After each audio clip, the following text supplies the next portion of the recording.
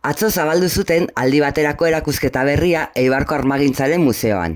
Bizikletek eta Eibarko industriak arte sorkuntza garaikidean izan duten eragina erakutsi nahi zaie bisitariei errobera artean erakusketan. Otsailaren batera arte egongo da ikusgai museoaren ohiko ordutegian. 4:00 zortzietara egoazenetik zapatura, eta 10:00 ordu batetara eta 4:00 zortziretara domeketan.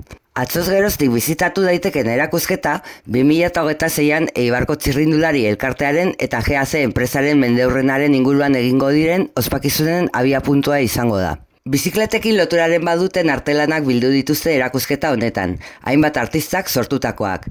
Parte hartzaileen zerrendan daude Jose Zugasti, Aníbal Tejada, Baroja Collet, Jacobo Castellano, Javier Rodríguez Pérez Curiel, Dora Salazar, Marina Barrena, Fernando Beorlegi, Leire Kareaga, Imaginez, Iñaki Garmendia eta Derek Rekler besteak beste. Honera oso erakusketa polita eta gainera, lan pila bat egindako erakusketa merezi duena, Eibarren beti izan da eta da bizikleta oso interesgarria, industriaren aldetik eta bai kirol aldetik, eta errobera artean egin duguna da nahasketa bat. Erakusketa honekin bat eginez, azaroaren 19an bizikleta makina mugikorra azkarra eta ederra izenburuko hitzaldia emango du Iñaki Uriarte arkitektuak.